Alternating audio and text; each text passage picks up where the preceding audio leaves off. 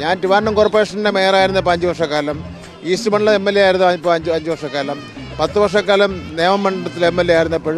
അപ്പോൾ ഇതിൽ ഏറ്റവും കൂടുതൽ കാലം ആറ്റുകാൽ ക്ഷേത്ര ഉത്സവത്തിൽ പങ്കെടുത്തിട്ടുള്ള വ്യക്തി ഇന്നിപ്പോൾ ഞാനാണ്.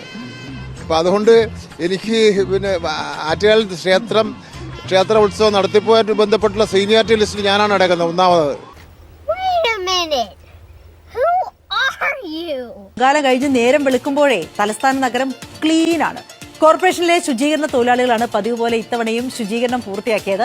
അർദ്ധരാത്രി വരെ നീണ്ടുനിന്ന ശുചീകരണ പ്രവർത്തനങ്ങളിൽ 3000-ഓളം തൊഴിലാളികൾ പങ്കെടുത്തു. പൊങ്കാലയ്ക്ക് ഉപയോഗിച്ച കട്ടകളും നഗരത്തിൽ നിന്ന് മാറ്റി. അല്ല, കോർപ്പറേഷൻ അറിഞ്ഞിട്ടില്ല അങ്ങനെ ഒരു ഉദ്ഘാടനം. ഇപ്പം നഗര ശുചീകരണം കോർപ്പറേഷനാണല്ലോ, അതിൻ്റെ ഉത്തരവാദിത്തമാണല്ലോ. അദ്ദേഹം മന്ത്രിയാവുന്നതിന് അദ്ദേഹം രാഷ്ട്രീയ പ്രവർത്തനം തുടങ്ങുന്നതിനൊക്കെ മുമ്പ് ഇവിടെ പൊങ്കാല തുടങ്ങിയിട്ടുണ്ടല്ലോ. അപ്പോൾ പൊങ്കാലയിൽ സീനിയോറിറ്റി ഒന്നും അല്ല പ്രശ്നം, പൊങ്കാല മനോഹരമായിട്ട് ഭംഗിയായിട്ട് നടത്തുക എന്നുള്ളതാണ് പ്രശ്നം.